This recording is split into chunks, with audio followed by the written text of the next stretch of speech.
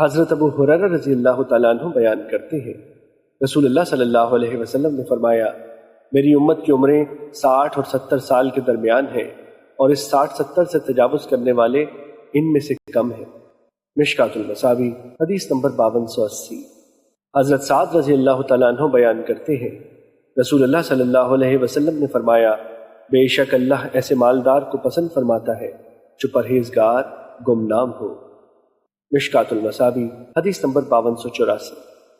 حضرت عبید بن خالد رضی اللہ تعالیٰ عنہ سے روایت ہے کہ نبی صلی اللہ علیہ وسلم نے 2 آدمیوں کے درمیان بھائی چارہ قائم کیا۔ ان میں سے ایک اللہ کی راہ میں شہید کر دیا گیا، پھر دوسرا اس کے تقریباً 1 ہفتے بعد فوت ہو گیا۔ صحابہ نے ان کی نماز جنازہ پڑھائی تو نبی صلی اللہ علیہ وسلم نے فرمایا، تم نے اس کے لیے کیا دعا کی؟ انہوں نے عرض کیا، ہم نے اللہ سے دعا کی کہ وہ اس کی مغفرت فرمائے، اس پر رحم فرمائے اور اسے اس کے ساتھی سے ملائے۔ نبی صلی اللہ علیہ وسلم نے فرمایا، اس کی وہ نمازیں جو اس نے اس کی نمازوں کے بعد پڑھی وہ کہاں گئی؟ اور اس نے جو اس کے بعد عمل کیے وہ کہاں گئے؟ یا فرمایا، اس نے اس کے بعد جو روزے رکھے تو وہ کہاں گئے؟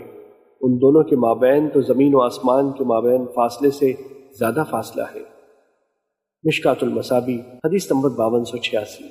حضرت انس رضی اللہ تعالیٰ عنہ سے روایت ہے کہ نبی صلی اللہ علیہ وسلم نے فرمایا، بے شک اللہ تعالیٰ جب کسی بندے کے ساتھ بھلائی کا ارادہ کرتا ہے تو وہ اسے اطاعت والے کاموں پر لگا دیتا ہے۔